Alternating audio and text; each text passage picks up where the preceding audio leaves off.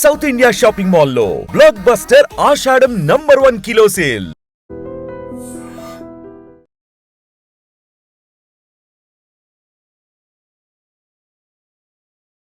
నమస్తే, welcome to iDream inside politics with కవిత.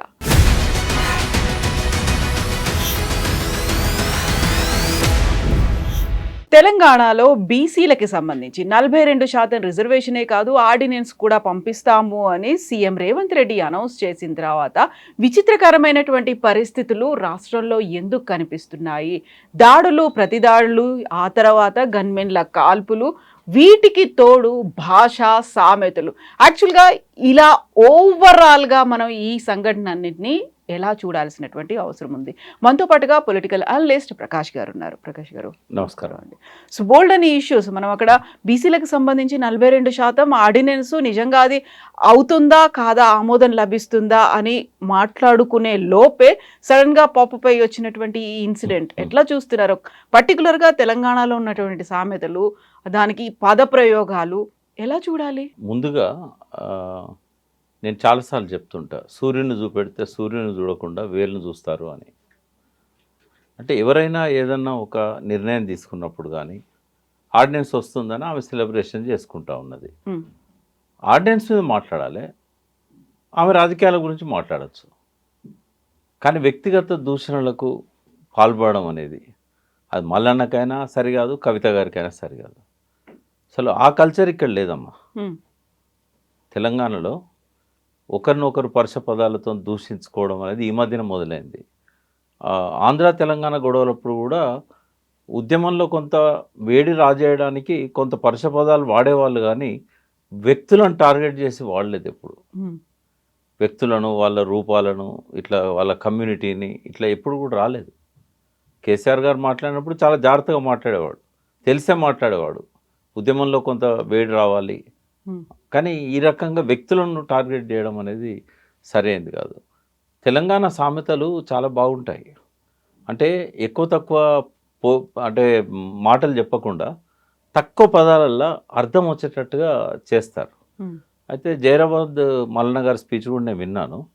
అందులో ఆయన ఏంటంటే సామెత వాడాడు, కానీ సామెతను ఎప్పుడు వాడాలి, ఏ సందర్భంలో వాడాలి, ఎవరి విషయంలో ఎట్లా వాడాలి అనే దానికి పద్ధతులు ఉంటాయి. ఆయన అతిక్రమించాడు, అది హద్దులు దాటాడు. ఆ విషయంలో నాకేమీ ఇది లేదు. మల్లన్న బీసీ ఉద్యమాన్ని నేను సమర్థిస్తా, కవిత గారు చేస్తే బీసీ ఉద్యమాన్ని కూడా నేను సమర్థిస్తా. అది బీసీ వాయిస్గా ఉంటుంది. కాబట్టి ఈ మాటలు మాట్లాడేటప్పుడు పదప్రయోగాలు అనేటివి చాలా ఆచితూచి జాగ్రత్తగా వాడాలి. సామెతలు మనకు గ్రామీణ ప్రాంతాల్లో పోయినప్పుడు చదువు రాని వాళ్ళు ఎక్కువగా సామెతలు వాడతారు. పెద్ద విషయాన్ని చాలా క్లుప్తంగా ఒక సామెత అని చెప్తారు. ఎవరు కూడా తప్పు చేయరు మల్లన్నలాగా. ఇట్లాంటి తప్పుడు పద్ధతుల్లో సామెతను ఉపయోగించరు. యాక్చువల్గా ఈ సామెత ఉందా? ఉన్నది. ఎట్లా అంటే ఇప్పుడు 2 కులాల మధ్యలో సపోజ్ మాలా మాదిగా 2 కమ్యూనిటీస్ ఉంటాయి. మీరు మాలలో పిల్లనిస్తారా అని అడిగిన అనుకోండి, మాకు కంచం పొత్తు లేదు, మంచం పొత్తు లేదు అని అంటారు. మంచం పొత్తు అంటే మంచాన్ని చూడొద్దు. మంచం పొత్తు అంటే బియ్యాన్ని, ఒకరి పిల్లల్ని ఒకరు చేసుకోవడాన్ని, వైవాహిక సంబంధాలు ఈ 2 కమ్యూనిటీస్ మధ్య ఉంటాయా అని అడిగినప్పుడు మాకు మంచం పొత్తు ఉండదు, కంచం పొత్తు ఉండదు అని అంటారు. అంటే గ్రామీణ భాషలో ఇట్లాంటి సామెతలు కొన్ని వేలు వచ్చినాయి. అయితే ఒక కమ్యూనిటీకి సంబంధించి మాట్లాడేటప్పుడు ఆ సామెత వాడాలి తప్ప ఒక వ్యక్తి పేరు తీసుకొని ఆ వ్యక్తి గురించి మాట్లాడుతూ ఆ సామెత వాడకూడదు. ఇప్పుడు అక్కడ ఖచ్చితంగా ఆయన స్పీచ్లో ఒకవేళ కులాన్ని ప్రస్తావించండి అనుకోండి, మీ కులంతో మాకు మా బీసీలకు కంచం పొత్తు లేదు, మంచం పొత్తు లేదు అన్నాడు అనుకోండి, అది తప్పు కాదు. సామెత కరెక్ట్, కానీ ఆడ ఉపయోగించిన దగ్గర కవిత గారిని సంబోధిస్తూ కల్వకుంట్ల కవిత గారు అని చెప్పి నీకు మాకు ఏమైనా సంబంధం ఉన్నదా, కంచం పొత్తు ఉన్నదా, మంచం పొత్తు ఉన్నదా మన మధ్య అంటే వ్యక్తిగా మాట్లాడాడు. నీ కులానికి మా కులానికి కంచం పొత్తుందా, మంచం పొత్తుందా అంటే నేను సమర్థించేవాడిని. మళ్ళీ నన్ను కులం అనేది అక్కడ రాలే. పేరు పెట్టి కల్వకుంట్ల కవిత గారు అని చెప్పి ఆమె గురించే మాట్లాడుతూ నీకు ఎందుకు సంబరాలు చేసుకున్నావు, ఆర్డినెన్స్ వస్తే నీకు మాకు ఏం సంబంధము, నీకు అన్నాడు, ఉమ్, మన మధ్య అన్నాడు. అంటే ఒక వ్యక్తి గురించి మాట్లాడుతూ మంచం పోతానేసరికి ఆ సామెత తప్పుగా అర్థాన్ని ఇస్తుంది. డైరెక్ట్ గా తననే కోట్ చేసి మాట్లాడారు అక్కడ. ఖచ్చితంగా మల్లన్న తప్పు, సామెత తప్పు కాదు, సామెతను వాడిన పద్ధతి తప్పు. మీ కులానికి మా కులానికి ఏమైనా మంచం పొత్తుందా అని అంటే అది వేరు, ఉమ్, దాన్ని నేను సమర్థిస్తాను. మంచం పొత్తు కంచం పొత్తు అంటే కులాన్ని అనాలి నువ్వు. ఇప్పుడు ఏమైంది, వ్యక్తిని అనేసరికి మంచం పొత్తు అనేసరికి అది ఒక బూతులాగా జనంలోకి పోయింది. ఉమ్, కాబట్టి మల్లన్న మాట్లాడేటప్పుడు ఇటువంటి విషయాలలో చాలా ఆచితూచి జాగ్రత్తగా మాట్లాడాలి. ఎందుకంటే తను ఒక లీడరు, ఆల్రెడీ ఎమ్మెల్సీగా ఉన్నాడు, అదని పెద్దల సభ అంటాం. కనీసం అంతకుముందు ఎట్లా మాట్లాడినా పెద్దల సభలో పోయినప్పుడు చాలా వినయంగా, చాలా గౌరవంగా, హుందాగా మాట్లాడాలి ఎవరి గురించి అయినా. రెండోది, ఈ వ్యక్తిగా ఎవరిని దూషించద్దమ్మా, వాళ్ళ రాజకీయాలను ప్రశ్నించవచ్చు. ఇప్పుడు నేను కూడా కవిత రాజకీయాన్ని ప్రశ్నిస్తా. ఉమ్, ఎట్లా బీసీ ఆర్డినెన్స్ సంబంధించింది, ఎట్లా కుంకుమ చల్లుకున్నది, ఎట్లా పండుగ చేసుకున్నది, మళ్ళీ అదే ఉద్దేశంతో కదా క్రిటిసైజ్ చేసింది. రాజకీయాలను ప్రశ్నించు, ఉమ్, ఎందుకంటే పార్టీ ఆర్డినెన్స్ను వ్యతిరేకించింది. ఇది బీసీలకు భ్రమలు కల్పించడానికి తప్ప ఎందుకు పనికిరాని ఆర్డినెన్స్ అని పార్టీ అన్నది. ఇంకా నేను ఒక అడుగు ముందుకేసి, ఇది పనికిరాని ఆర్డినెన్సే కాదు, ఈ సాకుతోని ఎన్నికలను వాయిదా వేసే ఆర్డినెన్స్ ఇది, స్థానిక సంస్థలు స్థానిక సంస్థల ఎన్నికలను. దాన్ని ఆమె అప్రిషియేట్ చేసింది. పొంగులేటి శ్రీనివాసరెడ్డి గారిని కోట్ చేస్తూ 42% అమలయ్యేదాకా ఎన్నికలకే పోము ఉమ్. అని పొంగులేటి అన్నదాన్ని ఆమె అప్రిషియేట్ చేస్తుంది. అంటే అక్కడ చిత్తశుద్ధి అనేది కనిపిస్తుంది అనుకోవద్దాం మనం. లేదు, అక్కడ ఏంటంటే చిత్తశుద్ధి ఉంటే పార్లమెంట్లో బిల్ పెట్టాలి. పార్లమెంట్లో బిల్ పెట్టి, ఇప్పుడు మనం ఆర్డినెన్స్ మనది ఏదైతే ఉన్నదో రాష్ట్రపతితోని ఆమోద ముద్ర వేయించుకొని పార్లమెంట్లో బిల్ పెట్టి షెడ్యూల్ 9 కాన్స్టిట్యూషన్లో అమెండ్మెంట్ తీసుకొచ్చి, తమిళనాడులో ఎట్లయితే ఎడ్యుకేషన్ జాబ్స్లలో రిజర్వేషన్స్ పెట్టారో అక్కడ లోకల్ బాడీస్లో లేదు రిజర్వేషన్. ఎందుకంటే అప్పర్ కాస్ట్లకు అసలు అక్కడ 9% కూడా లేవు సీట్లు. ఉమ్, సో ఇక్కడలాగా ఉండదు ఆడ వాతావరణం, ఆడ బీసీలదే పై చేయి ఉంటుంది. ఇక్కడ ఏంటంటే అట్లా లేదు. కాబట్టి ఈ రిజర్వేషన్స్ విషయంలో షెడ్యూల్ 9లో ఈ సుప్రీంకోర్టు ఇచ్చిన తీర్పును ఓవర్కమ్ కావాలంటే కాన్స్టిట్యూషన్లో అమెండ్ చేయాలి. ఉమ్, అమెండ్మెంట్స్ అన్నీ షెడ్యూల్ 9లో ఉంటాయి, అది అల్టిమేట్. అయితే ఈ లోపల ఆర్డినెన్స్ తేవడం వల్ల ఉపయోగం ఏం లేదు, ఎందుకంటే ఎవరో ఒకరు ఖచ్చితంగా కోర్టుకు పోతారు. ఉమ్, ఏ ఒక్కరు కోర్టుకు పోయినా కూడా కొట్టేస్తుంది కోర్టు, ఆర్డినెన్స్ని కొట్టేస్తుంది. ఇదివరకు 2 సార్లు 3 సార్లు అనుభవాలు ఉన్నాయి. ఉమ్, నీలం సంజయ్ రెడ్డి ముఖ్యమంత్రిగా ఉన్నప్పుడే 1965 ఆ ప్రాంతంలోనే, 63 ఆ ప్రాంతంలోనే ఇట్లాంటి రిజర్వేషన్స్ పెంచే ఆర్డినెన్స్ను, అప్పుడు ఇందిరా సాహని కేసు లేదు, ఇది 92లో వచ్చింది సుప్రీంకోర్టు జడ్జిమెంట్, అప్పుడే ఈ ఆర్డినెన్స్ కొట్టేశారు. ఉమ్, తర్వాత మళ్ళీ మా ఎన్టీ రామారావు పీరియడ్లో ఆయన కూడా 86లో ఇట్లాంటి ఆర్డినెన్స్ తీసుకొచ్చాడు, దాన్ని కొట్టేశారు. అప్పుడు ఇంకా ఇందిరా సాహని కేసు 92లో అయింది. ఆ కేసు రాకముందే ఇది అప్పుడు మురళీధరరావు కమిషన్గా రిపోర్ట్ ఇస్తే రిజర్వేషన్స్ పెంచాలని చెప్పి ఎన్టీ రామారావు ఏదో ప్రయత్నం చేశాడు. ఉమ్, ఆయనకు పేరుంది కదా, బీసీలను ఎంకరేజ్ చేశాడు, బీసీ. అయితే ఆయన ఆ ప్రయత్నం చేస్తే కోర్టు కొట్టేసింది. ఇంకా ఇప్పుడు స్ట్రాంగ్ అయింది ఇందిరా సాహని కేసులో, 80% 50% దాటదు రిజర్వేషన్స్ అన్నీ అని చెప్పినాక ఎట్లా అమలు అవుతుంది? ఉమ్, తెలిసి ఆర్డినెన్స్ కొట్టేస్తారని తెలిసి ఈ ఆర్డినెన్స్ తీసుకురావడం వల్ల ఉపయోగం ఏంది? ఇక మేకపోతు గాంభీర్యాన్ని ముఖ్యమంత్రి గారు ప్రదర్శిస్తున్నారు. ఏమంటున్నారంటే, నేను సుప్రీంకోర్టు నుంచి లాయర్లను తీసుకొచ్చి వాదిస్తా. అలా ఓడిపోతుందని తెలిసి కేసేస్తే ఏ సుప్రీంకోర్టు లాయర్ వచ్చినా కూడా కేసు గెలవరు కదా. బాధలను వినిపిస్తా, తర్వాత ఎవరు దాన్ని ప్రశ్నించకుండా కేసు వేయకుండా చూస్తా అంటే ఎట్లా? నీ చేతిలో ఏమున్నది? సాధ్యం కాదు కదా. ఇప్పుడు రిజర్వేషన్ నిజంగానే దాన్ని ఆర్డినెన్స్ తీసుకురాకపోతే అనుకున్నటువంటి రిజర్వేషన్లు జరగవు. మరి అలాంటప్పుడు ఆర్డినెన్స్ తీసుకొచ్చినా జరగదమ్మా, ఆర్డినెన్స్ తీసుకొచ్చినా జరగదు. ఎందుకంటే ఎవరో ఒకరు ఇప్పుడు ఏం చేస్తారంటే, ఇలా రేవంత్ రెడ్డి ప్రయోజనాల గురించి చెప్తాను నేను. పొంగులేటి మాట్లాడింది, రేవంత్ రెడ్డి మాట్లాడింది, రెండింటిని క్లబ్ చేసి మాట్లాడితే వాళ్ళు దే ఆర్ బయింగ్ టైం. ఎందుకంటే ఇప్పుడు మొన్న రైతు భరోసా వేసినా కూడా ఓట్లు పడే పరిస్థితి లేదు, వాళ్ళకి ఇంటెలిజెన్స్ సర్వే ఉన్నది. కాబట్టి ఏమవుతుంది, లోకల్ బాడీస్లలో కాంగ్రెస్ కనుక పర్ఫార్మెన్స్ బాగాలేకపోతే రేవంత్ రెడ్డిని దించేస్తారు. చాలామంది కాసుకొని కూర్చున్నారు. తనను కాపాడుకోవాలంటే ఎన్నికలు జరగకూడదు. ఎన్నికలు జరగకూడదంటే తను ఆర్డినెన్స్ తేవాలి. హైకోర్టు తీర్పు ఉంది సెప్టెంబర్ లోపల ఎన్నికలు జరపాలని. ఆర్డినెన్స్ తీసుకొస్తే ఆర్డినెన్స్ను కోర్టు కొట్టేస్తుంది. ఈ ప్రాసెస్ చాలా టైం పడుతుంది. ఈ ప్రాసెస్ టైంలో కోర్టులో ఏం చెప్తారు, మేము ఆర్డినెన్స్ తీసుకొచ్చాము, అది కోర్టులో విచారణలో ఉంది, అది అయినాక మేము ఎన్నికలు జరుపుతామని పోతారు. సుప్రీంకోర్టుకు పోయి పర్మిషన్ అడుగుతారు. సరే సుప్రీంకోర్టు పోస్ట్పోన్ చేయమని చెప్తుంది. హైకోర్టు ఇచ్చిన తీర్పు మీద స్టే ఇస్తుంది. స్టే ఇచ్చి ఏం చేస్తుంది, ఎందుకంటే డెడికేటెడ్ కమిషన్ ఒకటి వేశారు.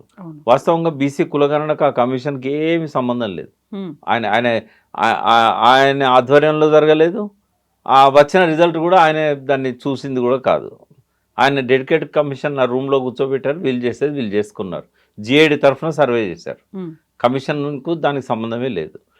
కొన్ని ప్రకటన కూడా కమిషన్ ఆయన చేయలేదు. భూసాని వెంకటేశ్వర్లు గారు ఆ ప్రకటన కూడా ఆయన చేయలేదు. ఇంత ఈ బీసీలు ఇంతమంది ఉన్నారు, ఇందులో ఈ కులం ఇంత, ఈ కులం ఇంత. అయితే అదేం చెప్తారు సుప్రీంకోర్టుకి, డెడికేటెడ్ కమిషన్ వేసాం, దాని ప్రకారం 56% వచ్చారు, మేము 42% ఇస్తామని చెప్పి ఆర్డినెన్స్ తీసుకొచ్చాం, ఇదేదో తెలియదాకా మీరు దాన్ని స్టే చేయండి అని అంటారు. అంటే రేవంత్ రెడ్డి పర్పస్ సర్వ్ అవుతుంది. పొంగులేటి శ్రీనివాసరెడ్డి ఆల్రెడీ చెప్పాడు, అది 42% వచ్చేదాకా మేము ఎన్నికలే జరపమని.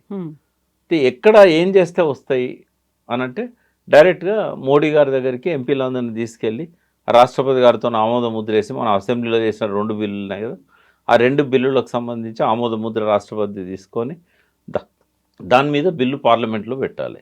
కాన్స్టిట్యూషన్ అమెండ్మెంట్ బిల్ అది. వాళ్ళు అనుకుంటే అవుతుంది, బీజేపీ అనుకుంటే. తమిళనాడు తరహాలో చేయాలి అది. ఒకవేళ ప్రభుత్వానికి చిత్తశుద్ధి ఉంటే మధ్యప్రదేశ్ పద్ధతి ఒకటి ఉంది, ఆర్డినెన్స్ దానికోసం తెస్తే బాగుండేది. అదేంటంటే ఏదన్నా ఒక కాన్స్టిట్యున్సీ ఉంది, సపోజ్ ఇప్పుడు మండలం ఉంది అనుకుందాం. ఒక మండల్లో సుప్రీంకోర్టు ఇచ్చిన జడ్జిమెంట్ ప్రకారం 50% దాటకూడదు. సపోజ్ ఆ మండలంలో 10 గ్రామాలలో ఎంపీటీసీలో జెడ్పీటీసీలో ఉంటారు అనుకుందాం. ఆ 10 జెడ్పీటీసీలలో 5 మాత్రమే రిజర్వ్ చేయాలి. ఓకే, 5ను ఏ బేసిస్లో చేయాలి, అక్కడ జనాభా ప్రాతిపదికన చేయాలి. సపోజ్ అక్కడ ఒక్క ట్రైబ్ కూడా లేడు. ఇప్పుడు ట్రైబ్స్ ఓన్లీ లిమిటెడ్ ఏరియాస్లో ఉన్నారు. అన్ని మండలాల్లో ట్రైబ్స్కు రిజర్వేషన్ అవసరం లేదు కదా. అక్కడ ఏం చేయాలంటే బీసీలు ఎక్కువ మంది ఉన్నారు, ఎస్సీలు తక్కువ మంది ఉన్నారు. ఆ రేషియోని చూసి 4 బీసీలకు ఇచ్చి 1 ఎస్సీకి ఇచ్చి, సపోజ్ తక్కువ ఉన్నారు ఒక్కదానికే వాళ్ళకి సరిపోతారు. ఎస్టీ 0 పెట్టవచ్చు, ఎందుకంటే ఎస్టీలు లేరు. అంటే ఆ పద్ధతిలో ఒక ఆర్డినెన్స్ తెచ్చినట్టయితే మీనింగ్ అర్థవంతంగా ఉంటుంది. కనీసం సుప్రీంకోర్టులో షెడ్యూల్ 9లో పెట్టేదాకా ఒక టెంపరీ అరేంజ్మెంట్ అది చేసుకోవాలి. అది కూడా వీళ్ళకి ఆలోచన లేదు. ఎలక్షన్లు వాయిదేయడమే వాళ్ళ పర్పస్. బట్ ఆర్డినెన్స్ను టీఆర్ఎస్ నిర్ద్వందంగా ఖండించింది, వ్యతిరేకించింది. ఇది బీసీలకు భ్రమలు కల్పించేది అని చెప్పి ఉదయం అక్కడ ప్రెస్ మీట్ పెట్టారు. బీసీ మంత్రులు, మాజీ మంత్రులు అంతా కలిసి, మాజీ శ్రీనివాస్ గౌడ్ ఉన్నాడు, గంగులో ఉన్నాడు, ఎంపీ రవిచంద్ర గారు, ఇంకా చాలామంది ఉన్నారు. వీళ్ళందరూ పెట్టిన తర్వాత 1.5 గంటకు దాన్ని సమర్థిస్తూ కవిత గారు మాట్లాడారు. పార్టీ ఎమ్మెల్సీ కదా, గవర్నర్ కోటాలో ఎమ్మెల్సీ కాదు కదా, ఆమె లోకల్ బాడీస్లో ఎమ్మెల్సీ. ఎట్లా సమర్థిస్తారు పార్టీ స్టాండ్కు భిన్నంగా? పోనీ జాగృతి ఒక ఇండిపెండెంట్ బాడీ అయితే జాగృతి దాన్ని సమర్థించవచ్చు, పండగ చేసుకోవచ్చు, లేకపోతే ఇంకేమైనా చేసుకోవచ్చు. కానీ కవిత గారు ఎమ్మెల్సీ ఉండి పార్టీ స్టాండ్కు భిన్నంగా మాట్లాడడం అనేది కరెక్ట్ కాదు. ఇది కరెక్ట్ చేసుకోవాలి ఆమె. లేదా పార్టీలో ఉన్నప్పుడు పార్టీ తనకు భిన్నాభిప్రాయం ఉన్నా కూడా పార్టీ నిర్ణయాన్ని బయట చెప్పాలి తప్ప తన నిర్ణయాన్ని బయట చెప్పకూడదు. అది పార్టీ క్రమశిక్షణ ఉల్లంఘించిన దాని కింద వస్తుంది. గతంలో కూడా ఒకసారి జరిగింది ఇదే బీసీల ఇష్యూలో. మధుసూనాచారి గారు కౌన్సిల్లో పార్టీ లీడర్, ఆయన వాకౌట్కు పిలిపిస్తే తను మాట్లాడొచ్చింది బయటికి. సరే అప్పుడు ఏంటంటే బీసీల వాయిస్ వినిపించాలి కాబట్టి మాట్లాడింది అనుకోవచ్చు. కాబట్టి అది కూడా క్రమశిక్షణ ఉల్లంఘన అవుతుంది. ఇటువైపు నుంచి చూసినప్పుడు మల్లన్న ఏదైతే మాట్లాడాడో, మీకేం సంబంధం, మీరెందుకు బీసీల గురించి మాట్లాడతారు, ఇది హైలీ ఆబ్జెక్షనబుల్. అట్లా అడిగే హక్కు లేదు మల్లన్నకి. ఒక బీసీల వ్యక్తిగానే నేను చెప్తున్నాను, బీసీ వ్యక్తిగా ఏ కులమైనా బీసీ ఉద్యమాన్ని సమర్థించవచ్చు, బీసీల డిమాండ్లను సమర్థించవచ్చు, ఏ వ్యక్తి అయినా సమర్థించవచ్చు. వాళ్ళ పక్కన రావు ఉందా, రెడ్డి ఉందా అనేది చూడాల్సిన అవసరం లేదు. ఇక అంబేద్కర్ కేంద్ర మంత్రి పదవికి రిజైన్ చేసిందే బీసీల ఇష్యూ మీద కదా. అంటే అంబేద్కర్ అయితే మాట్లాడవచ్చు, మందకృష్ణ మాట్లాడవచ్చు, కవిత మాట్లాడొద్దు, ఇంకో రెడ్డి మాట్లాడొద్దా? అంటే కులం పేరు మీద గుణాన్ని ఈ రకంగా చేయడం అనేది కరెక్ట్ కాదు. ఆ కులంలో ఎంతోమంది బీసీ అభిమానులు ఉంటారు. మొత్తం భారతదేశ చరిత్ర చూసినట్టయితే ఎన్ని ఉద్యమాలు నడిపిన దానిలో ముందున్నారు బీసీల కోసం. అప్పర్ క్యాస్ట్ బ్రాహ్మణులతో మాయావతి పొత్తు పెట్టుకొని ఉత్తరప్రదేశ్లో రాజ్యాధికారానికి వచ్చింది. ఒక ద్రవిడ పార్టీకి జయలలిత బ్రాహ్మణ అయి ఉండి లీడ్ చేసింది. ఇక్కడ లీడ్ చేయమని అనట్లేదు, అది వేరే సందర్భం తమిళనాడుది. కానీ నీకు బీసీలను కవిత సమర్థిస్తూ మీటింగ్స్ పెడితే ఉద్యమాలు చేస్తే నీకు వచ్చిన ఇబ్బంది ఏంది? గతంలో రెడ్ల విషయంలో కూడా మేము కొంత చెప్పినాం, మీడియాలోనే చెప్పినా నేను. అవును, పరుష పదాలను ఒక కులం మీద వాడడం అనేది 100% ఆబ్జెక్షనబుల్. అప్పుడు ఒక కులం మీద, ఇప్పుడు ఒక వ్యక్తి మీద మాట్లాడారు. వ్యక్తితో పాటు కులాన్ని కూడా అన్నాడు కదా. అంటే ఇప్పుడు రెండింటి కలిపి చూడాలి. జైరాబాద్ తర్వాత తన ఆఫీస్ మీద దాడి జరిగింది. దాడి జరిగిన తర్వాత తను బయటకు వచ్చి స్పందించిన పద్ధతి, వెలమ వాళ్ళు ఉన్నారు, ఇది ఇంకా ఆబ్జెక్షనబుల్. అక్కడ కేవలం సామెతను ఎట్లా వాడాలనో ఆయనకు తెలియలేదు, కానీ ఇది ఇంకా ఆబ్జెక్షనబుల్. ఆమె నయంతో పోల్చాడు. ఇప్పుడు దాడిని ఖండించు, ఎవరైనా ఖండిస్తాం. ఇప్పుడు మొన్న మహా టీవీ మీద కూడా, మహా న్యూస్ మీద కూడా జరిగింది. నేనేమంటున్నా, ఆఫీస్ బయట ప్రొటెస్ట్ చేయొచ్చు, బయట ఏమన్నా రెచ్చగొడితే దాడులు జరుగుతాయి. మీడియా మేనేజ్మెంట్ కూడా, మల్లన్న కావచ్చు, మహా న్యూస్ కావచ్చు, ప్రొటెస్ట్ చేసుకోవడానికి పర్మిట్ చేయాలి వాళ్ళు. లేదంటే పోలీసులకు ఫోన్ చేయాలి, వాళ్ళు ఏమన్నా తీసుకుపోతారు. కానీ మీరు మీ స్టాఫ్ వచ్చి దాడి చేయడం ఎట్లా కరెక్ట్ అవుతుంది? ఇక్కడ కూడా గన్మెన్లు ఎదురు తిరిగారు వీళ్ళ మీద, వీళ్ళు కూడా లోపలికి దూసుకెళ్ళారు, అది కూడా తప్పే. ఒకవేళ జాగృతి కార్యకర్తలు ప్రొటెస్ట్ చేయదలుచుకుంటే ఆఫీస్ బయట ప్రొటెస్ట్ చేయాలి. పైకి మెట్లు ఎక్కిపోతే దాడే కదా అది, దాన్ని ఎట్లా సమర్థించుకుంటాం? మా వాళ్ళు నిరసన తెలపడానికి పోతే గన్మెన్లు వీళ్ళంతా దాడి చేశారని కవిత గారు చెప్తున్నారు.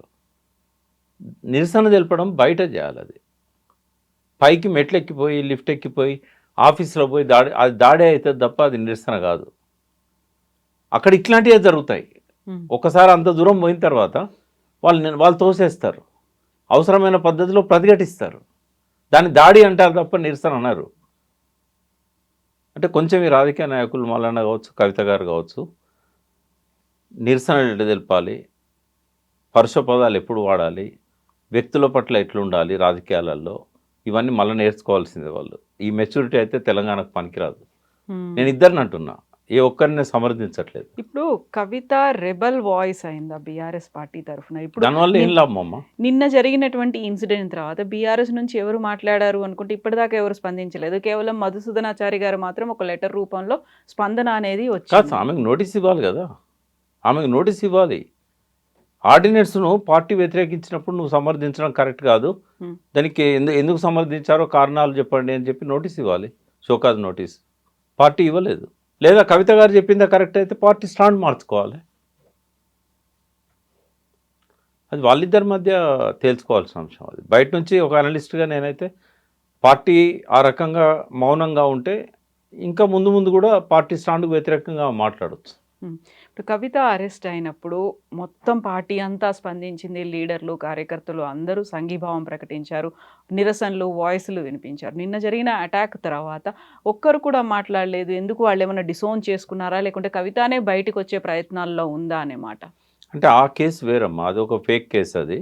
అది కేసీఆర్ మీద కక్ష తీర్చుకోవడానికి కవితను విక్టిమైజ్ చేశారనేది పార్టీ భావించింది.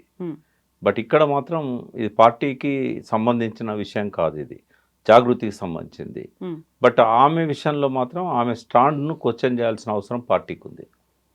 ఆ షోకాజ్ నోటీస్ ఇవ్వాల్సి ఉంటుంది.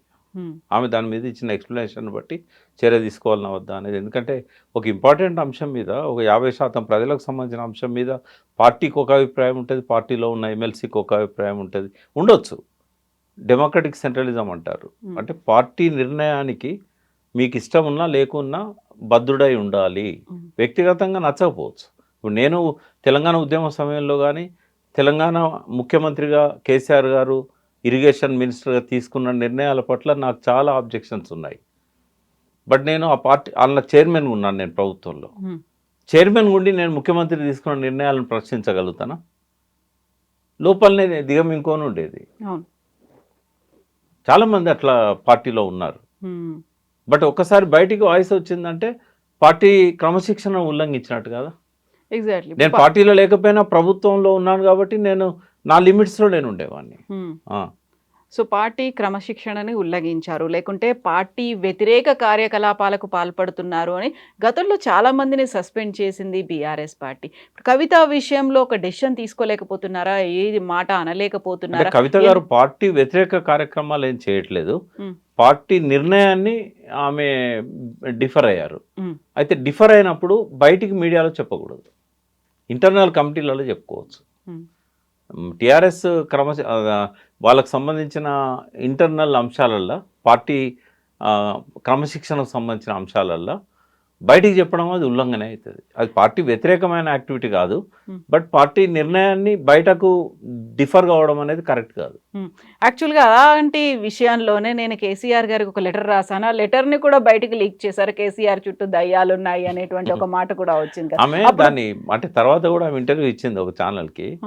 నేను అనేది ఏంటంటే లోపల మాట్లాడాల్సిన అంశాలు బయట మాట్లాడడం అనేది అది క్రమశిక్షణను ఉల్లంఘించడమే అవుతుంది. ఇప్పుడు ముఖ్యమంత్రి గారి దగ్గర, అంటే మాజీ ముఖ్యమంత్రి గారి దగ్గర, పార్టీ అధ్యక్షుని దగ్గర దయాలున్నాయి అనుకోండి, ఆయనకు చెప్పాలి, అది మీడియాలో చెప్పకూడదు. ఎయిర్పోర్ట్లో మాట్లాడింది కూడా అబ్జెక్షనబుల్, అభ్యంతరకరం. కొన్ని ఇప్పుడు చెడు చెవిలో చెప్పాలి, మంచి మైక్లో చెప్పాలి అంటారు. ఆమెకు నచ్చంది కాబట్టి ఆ చెడు ఆమెకు, అది ఆయన చెవిలో చెప్పాలి, ఇంటర్నల్గా మాట్లాడాలి. లీక్ చేసింది ఎవరు అనేది ఇప్పటివరకు తేలలేదు కదా. పార్టీ వాళ్ళు ఏమంటున్నారు, ఆమె లీక్ చేసుకున్నది అంటున్నారు. ఆమె ఏమంటుంది, వాళ్ళే లీక్ చేశారా అని అంటుంది. దానికి ఏం ప్రూఫ్ ఉంటుంది? ఇలాంటప్పుడు ఇలా ఏదైనా జరిగింది తన అభిప్రాయం చెప్పుకోవాలి అనుకున్నప్పుడు ఆ స్కోప్ అనేది ఉంటుందంటారా? ఎందుకు ఉండదు? కాకపోతే ఇప్పుడు ఆమెకు ఉంటుంది, ఎవరికి ఉన్నా లేకున్నా ఆమెకు ఉంటుంది కదా. ఆమె ఇంట్లో పోయి వాళ్ళ అమ్మకైనా లెటర్ ఇవ్వగలుగుతుంది, నాన్నకి ఇవ్వమని చెప్పి. అట్లే జరిగింది అది లాస్ట్ టైం. ఆయనకేం డైరెక్ట్ నేరు ఇవ్వలేదు ఆమె, కాబట్టి చెప్పుకోవడానికి ఉంటుంది ఆమెకు. ఇంకోటి కమిటీ మీటింగ్స్ అవుతుంటాయి. మీటింగ్స్ అయినప్పుడు లెజిస్లేచర్ పార్టీ మీటింగ్ అవుతుంది. ఆయన ఏ మీటింగ్కి ఆమెను పిలవలేదు అనుకుందాం, లెజిస్లేచర్ పార్టీ మీటింగ్ అయితే పిలవాల్సిందే కదా, ఆమె ఎమ్మెల్సీ కదా. అక్కడ ప్రశ్నించాలి, అక్కడ మీడియా ఉండదు కదా, అక్కడ ప్రశ్నించాలి. పార్టీ రాష్ట్ర కమిటీ మీటింగ్ ఉంటుంది, దాన్ని జనరల్గా ఎమ్మెల్సీలను ప్రజాప్రతినిధులను ఇన్వైటీస్గా పెడతారు, అప్పుడు మాట్లాడవచ్చు కదా. లేదా డిమాండ్ చేసి ఆమె పదవి తీసుకోవచ్చుగా, పార్టీ సెక్రటరీ గానో లేకుంటే ఇంకో పదవి ఏదో తీసుకోవచ్చు కదా. నాకు వాయిస్ వినిపించుకోవడానికి ఫోరం లేదు, నాకు కావాలని చెప్పి డిమాండ్ చేయొచ్చు, కాదని ఎవరు అంటారు? ఇప్పుడు కేసీఆర్ కానీ పార్టీలో ఉన్నటువంటి ఇతర కీలకమైనటువంటి లీడర్లు కానీ ఈ సంఘటన జరిగిన తర్వాత ఇప్పటికీ రెస్పాండ్ అవ్వలేదు. యాక్చువల్గా ఒక సంఘీభావం కింద మా ఇంటి ఆడబిడ్డ, ఫర్గెట్ అబౌట్ ఎమ్మెల్సీ కావచ్చు, ఇంకొక లీడర్ కావచ్చు, మా ఇంటి ఆడబిడ్డ మీద అటాక్ జరిగితే వీళ్ళంతా ఏమయ్యారు, ఏం మాట్లాడకుండా ఎందుకున్నారు అనే సోషల్ మీడియాలో వస్తున్నటువంటి క్వశ్చన్. అంటే కవిత కుటుంబంలో సభ్యురాలైనా కాకపోయినా ఆమె మీద పరుష పదాలు వాడినప్పుడు ఖండించాల్సిన బాధ్యత ఉంటుంది ఆ పార్టీ ఎమ్మెల్సీ. ఆమె పార్టీ స్టాండ్కు డిఫర్ అయినా కూడా ఎమ్మెల్సీ కదా ఆమె, ఆమెను పట్టుకొని అట్లా మాట్లాడినప్పుడు పార్టీ స్పందించాలి, దాడిని ఖండించాలి. అది కవితకు సంబంధించిందైనా జాగృతికి సంబంధించిందైనా ఆ దాడి కరెక్ట్ కాదు, నిరసన తెలపండి. ఇప్పుడు కేటీఆర్ మహాన్యూస్ మీద జరిగిన దాన్ని అమెరికా నుంచే ట్విట్టర్లో ఖండించాడు, రెచ్చగొట్టారు వాళ్ళు అట్లా మా వాళ్ళను అది ఇది అని చెప్పారు. అంటే ఏదో ఒకటైతే వాళ్ళ నుంచి స్పందన రావాలి. ఇప్పుడు మల్లన్న ఈ ఇష్యూలో తొందరలోనే బీసీల తరఫున ఒక పార్టీ రాబోతుంది అనేటువంటి ఒక మాట చెప్పిన వెంటనే తను అటాక్ చేయించింది అంటున్నారు. ఎవరు బీసీ పార్టీ తీసుకురాబోతున్నారు, ఎవరెవరు ఉన్నారు దాంట్లో, వెనకాల ఎవరున్నారు? మనకు వాళ్ళు చెప్పేదాకా తెలుస్తుంది. బీసీ పార్టీ కోసం ఆయన ప్రయత్నం చేస్తున్నాడు. ఎగ్జిస్టింగ్ పార్టీతో ముందుకు పోతాడా, లోకల్ బాడీస్ ఎలక్షన్స్లో కొంతమంది నిలబెట్టాలనేది ఆయనకున్న లక్ష్యం. ఉన్న పార్టీతో పోతాడా లేకుంటే కొత్త పార్టీ పెడతాడా అనేది ఇంకా ఇంతవరకు అయితే బయటికి రాలే. మొన్న బట్టి జానయ్య గారు ఆయనతో ఉంటున్నారు, ఆయనతో క్లోజ్ కాంటాక్ట్లో ఉంటారు కాబట్టి ఆయనే ఒక ఛానల్లో చెప్పాడు, అది నేను కూడా విన్నాను. బట్ దాన్ని మళ్ళా ఏమీ కన్ఫర్మ్ చేయలేదు, దాన్ని ఖండించలేదు. కాబట్టి పార్టీ పెడతారు అనేది ఒకటి స్పష్టమైంది. ఆఫీస్ కూడా చూసాం మాదాపూర్లో అని కూడా చెప్పాడు ఆయన. బట్ మల్లన్న ప్రకటిస్తేనే దానికి శాంక్టిటీ ఉంటుంది. ఆ పార్టీ లేనప్పుడు ఆయన మిత్రునిగానే జానయ్య గారు మాట్లాడితే దానికి శాంక్టిటీ ఉండదు. బట్ పార్టీ మల్లన్నకు మళ్ళీ నేను మీ ద్వారా కూడా అప్పీల్ చేస్తున్నా, పార్టీ పెట్టాలనుకున్నప్పుడు ఈ దూకుడు తగ్గించాలి. ఏ వ్యక్తులతోని ఏ వర్గాలతోని వ్యక్తిగతంగా ఆ రకమైన శత్రుత్వం అనేది మంచిది కాదు. రెండవది ఏంటంటే అది పార్టీకి ఉపయోగపడదు. ఇవాళ బీసీలలో కూడా ఈ ప్రవర్తనను వ్యతిరేకించే వాళ్ళు చాలామంది ఉన్నారు. ఇట్లా మాట్లాడకుండా ఉండాల్సిందే ఆమె పట్ల, ఉమ్, సామెతను తప్పుగా ఆడ వాడాడు అనేది ఆ ఒక్క పదం వాడితే ఏం కాకపోయేది. నీకు నాకు అనకుండా కులము అనేది ఒక మాట అంటే, మీ కులంతో మాకేం బీసీలకు ఏమన్నా ఇయ్యముందా లేకుంటే కంచం పొత్తుందా అని ఇట్లా మాట్లాడాలి. ఉమ్, ఒక లేడీతో మాట్లాడే విషయంలో మంచం అనే పదం వాడకూడదు, హైలీ ఆబ్జెక్షనబుల్. యా, అదే ఇది బీసీలు కూడా డైజెస్ట్ చేసుకోరు కదా. ఇప్పుడు రెడ్ల విషయంలో ఆయన వరంగల్ మీటింగ్లో మాట్లాడినప్పుడు ఉమ్, ఆయన మాట్లాడిన ఆ బూతు పదాలను కానీ ఆయన వాడకూడని భాష వాడిండు అక్కడ. ఆ ఎక్స్ప్రెషన్స్ అన్నీ కూడా. ఆ ఆ తర్వాత ఆ వర్గాన్ని టార్గెట్ చేయడాన్ని ఏ బీసీ కూడా సమర్థించలేదు. ఉమ్, మరి పార్టీ పెట్టినప్పుడు ఇట్లా మాట్లాడడం కలుపుకోవాలి కరెక్ట్, కదా, ఇట్లా కలుపుకోవాలి ఇట్లా అందరినీ. మాట్లాడడం కరెక్ట్ కాదు. ఉమ్, తర్వాత ఇప్పుడు తనే ఒక లీడర్, ఉమ్, మళ్ళీ వేరే లీడర్ల మీద మార్నింగ్ న్యూస్ చదవడం ఏందమ్మా? ఇట్లాంటివన్నీ ఆయన ఆపాలి. ఆపి డెఫినెట్గా మల్లన్నకి ఏంటంటే బీసీలలో ఫాలోయింగ్ ఉంది, ఉమ్, కానీ ఇటువంటివి చేయడం వల్ల కొంత తగ్గుతూ ఉంది అది. ఇంకోటి, ఇప్పటిదాకా ఏ బీసీ నాయకుడు కూడా నేను రాజ్యాధికారం కోసం పార్టీ పెడతానని చెప్పి అగ్రకుల పార్టీలను ప్రశ్నించిన నాయకుడు కనబడలేదు నాకు ఇప్పటిదాకా. ఉమ్, దేవేందర్ గౌడ్ వచ్చినా కూడా తెలంగాణ కోసం వచ్చాడు తప్ప బీసీల రాజ్యాధికారం అని రాలేదు. కాబట్టి అందరం వెల్కమ్ చేశాం మల్లన్నను. ఇప్పటికి కూడా ఆయనకున్న పట్టుదలను, ఆ జీల్ను అప్రిషియేట్ చేస్తాం. ఉమ్, బీసీలకు అప్పీల్ కూడా చేస్తాం, మల్లన్న పార్టీ పెడితే తప్పకుండా మల్లన్నతో ఉండండి అని. కానీ తన లోపల ఈ మార్పు అనేది చాలా చాలా అత్యవసరం. తర్వాత తన ప్రొజెక్షన్ నెగటివ్ ఉంది మార్కెట్లో. ఈ గత టీఆర్ఎస్ పాలనలో ఆయన మాట్లాడిన భాష కావచ్చు, ఆ రోజే కవిత గారిని ఆయన తైతక్క అన్నప్పుడు దాని మీద సీరియస్ ప్రొటెస్ట్ చేసి ఉంటే ఇట్లాంటివి రాకపోయేది. ఉమ్, అది కూడా ఆబ్జెక్షనబులే. ఆయన బాతాల పోషెట్టని ముఖ్యమంత్రి గారిని అన్నా, ఎందుకంటే ముఖ్యమంత్రికి ఒక గౌరవం ఇవ్వాలి. ఇప్పుడు రేవంత్ రెడ్డి గారు అంటే నాకు కూడా కోపం ఉంటుంది, కానీ రేవంత్ రెడ్డి గారు అంటాం, ఆయన కూడా అంటాడు గారు అని. కానీ భాష ఒక్కటే కాదు, మొత్తం ఆయన ప్రవర్తన కూడా అట్లాగే ఉండాలి. ఆ గౌరవం అనేది ఉంటూనే ఆ సీట్కి ఇవ్వాలి గౌరవం. బాతాల పోషెట్టి తప్ప ఇంకో భాష మాట్లాడలేదు. ఇవన్నీ కొంత చీప్ టాక్టిక్స్ అంటాం, అంటే లాంగ్ స్టాండింగ్కు పనికిరావు. ఉమ్, ఒక నాయకుడు పార్టీ పెడుతున్నాడంటే ముఖ్యమంత్రి కావాలనేది టార్గెట్ ఉంటుంది, కానీ ఈ టాక్టిక్స్ వదులుకోవాలి. ఉమ్, క్షణిక కాలం కోసం అవతల వ్యక్తులను సంతోషపెట్టాలి, రెచ్చగొట్టాలి, ప్రొవోక్ చేయాలనుకున్నప్పుడు నడుస్తుంది ఇది. కానీ ఎప్పుడో ఒకసారి క్యాజువల్గా అట్లా మాట్లాడితే దాన్ని ఎంజాయ్ చేస్తారు. కానీ రోజు అదే మాట, ఇక వాళ్ళ పేరే లేకుండా మొత్తం ఇదే పేరుతో నడిపించడం, ఇట్లాంటివన్నీ గతంలో జరిగినాయి. ఇప్పుడు అప్పటి నుంచి అప్పుడు ఒక మీడియా ప్రతినిధి ఉన్నాడు, ఆయన మీడియాకు సంబంధించిన వ్యక్తిగా ఉన్నాడు, అపోజిషన్కి ఒక వాయిస్ లాగా ఉన్నాడు. బట్ ఇప్పుడు తనే అధికారంలోకి రావాలనుకునే పార్టీ పెట్టాలనుకున్నప్పుడు జమీన్ ఆస్మాన్ ఫరక్ రావాలి తెలంగాణ భాషలో చెప్పాలంటే. ఉమ్, ఆటిట్యూడ్ కోసమే ఎదురు చూస్తున్నాం. ఎందుకంటే ఒక బీసీ నాయకుడు వచ్చాడు, ఆయన లోపల ఈ మార్పులు వస్తే బాగుండు అని మాలాంటి వాళ్ళని చాలామందిని కోరుకుంటున్నాం. బట్ ఆ దిశగా ఆయన ఎదగాలని నేను కోరుకుంటున్నా. కవిత గారు కూడా కొంచెం ఈ జాగృతిని, ఈ నిరసన తెలపాల్సి వచ్చినప్పుడు నిరసన తెలిపే హక్కు ఉంది ఆమెకు, జాగృతికి కూడా ఉంది. బట్ పైకి పోయి రూమ్ దగ్గర కాకుండా ఆఫీసులో ఎదుట ప్రదర్శన చేయాలి, బ్యానర్స్ పట్టుకోవాలి, బ్యానర్స్ పట్టుకొని ప్రదర్శన చేయాలి. రెండవది, బీసీల హృదయ స్పందన ఏందో తెలుసుకోకుండా ఆర్డినెన్స్ను స్వాగతించడం కానీ దాన్ని ఒక విజయం అని సెలబ్రేట్ చేసుకోవడం కానీ మాకెవరికి నచ్చలేదు. ఇప్పుడు ఆర్డినెన్స్ అన్నారు, ఆర్డినెన్స్ అది వీగిపోతుంది, అది చెల్లదు అనుకున్నప్పుడు, రిజర్వేషన్లు కూడా చెల్లవు ఇవన్నీ అనుకున్నప్పుడు, ఇక్కడున్నటువంటి ఎంపీలని, ప్రజాప్రతినిధులు అందరినీ ప్రధానమంత్రి, రాష్ట్రపతి దగ్గరికి పోయి తీసుకెళ్తే అదొక్కటి అమెండ్మెంట్ వస్తే తప్ప కాదు అనుకున్నప్పుడు, ఆ పని రేవంత్ రెడ్డి చేయగలుగుతారంటారా? ఒకవేళ ఇది కాలేదు అంటే దీనికి ప్రత్యామ్నాయంగా బీసీ పార్టీ అనే అవుతుందా? ఎఫర్ట్ పెట్టాలి కదా, ఎఫర్ట్ పెట్టాలి ఆయన. ఇప్పుడు ఆయన ఇంకొకటి ఏంటంటే, రేపు ఈ డిలేకు బీజేపీ కారణం అని చెప్పి కూడా ఆయన బీజేపీని టార్గెట్ చేయొచ్చు. ఇప్పుడు ఎన్ని నెలలు అయిందమ్మా? 4 నెలలు అయింది. ఇది గవర్నర్ దగ్గర 2 నెలలు ఉంది, రాష్ట్రపతి దగ్గర పోయి మళ్ళీ 2 నెలలు. మే 1 నాడు రాష్ట్రపతి దగ్గర పోయింది. అంతకుముందు ఫిబ్రవరిలో గవర్నర్ దగ్గర పోయింది. అయితే మార్చ్ ఏప్రిల్ ఆయన పెట్టుకున్నాడు, మే జూన్ ఈయన పెట్టుకున్నాడు, ఈ ముర్ము గారు రాష్ట్రపతి. ఈ 4 నెలల్లో దీని మీద ఒక్కనాడన్నా బీజేపీ ఎంపీలను, తన ఎంపీలను వెంట పెట్టుకొని పోయి అడిగిండా ఆయన? పోయి రాష్ట్రపతిని అన్న కలిసారు, మీ దగ్గర మాది 2 నెలల నుంచి పెండింగ్లో ఉందమ్మా, దాని సంగతి ఏందో చూడండి అని రాష్ట్రపతిని అన్న కలవాలి కదా. ముఖ్యమంత్రి పోతున్నట్టు రాష్ట్రపతి అపాయింట్మెంట్ ఇస్తుంది కదా, ఎంపీలను తీసుకుపోతానంటే ఇస్తారు కదా. ఎందుకు చేయలేదు ఆ పని? ఈ 4 నెలల కనీసం 10 సార్లు పోయాడు ఢిల్లీకి. ఉమ్. అంటే ఆయన కూడా ఏంటంటే ఆ ఇంట్రెస్ట్ లేదు, ఆయనకు చిత్తశుద్ధి లేదు, ఉన్నట్టు కనబడతలేదు. సో ఇప్పుడు కేవలం ఏకైక ప్రత్యామ్నాయం పార్టీ ఒకటే అంటారా? రాజ్యాధికారం అంటే ఏం జరగాలి అక్కడ? రాజ్యాధికారం పార్టీ పెట్టంగానే వస్తుందా? ఉమ్. It takes time. ఏదో ఒక వర్గాన్ని కలుపుకోవాలి. ఉమ్. ఇప్పుడు సీట్లు పెరుగుతున్నాయి, 153 దాకా అయితే కదా, 34 + 1 119 151 అంతే కదా, అవును. 17 34 153 సీట్లలో కనీసం ఒక 78 సీట్లు, 76 సీట్ల 77 సీట్లు రావాలి. 77 సీట్లు రావాలి. మ్యాజిక్ ఫిగర్ అనేది. Magic figure. ఒక్క పార్టీగా ఏ పార్టీ కూడా నెక్స్ట్ రాదు. ఉమ్. ఇప్పుడున్న సీనరీయాలో ఈ 3 పార్టీలలో కూడా ఏ పార్టీకి 77 వస్తాయనేది నాకైతే డౌటే.